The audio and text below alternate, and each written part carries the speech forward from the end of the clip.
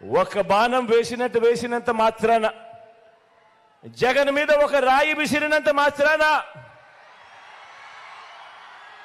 జగన్ మీద ఒక రాయి విసిరినంత మాత్రాన జరగబోయే ఎన్నికల కురుక్షేత్రంలో ఆ దుష్ట చతుష్టయం ఓటమిని, ఆ పెత్తందారుల ఓటమిని, మన పేదల ప్రభుత్వం గెలుపును ఎవ్వరూ ఆపలేరు.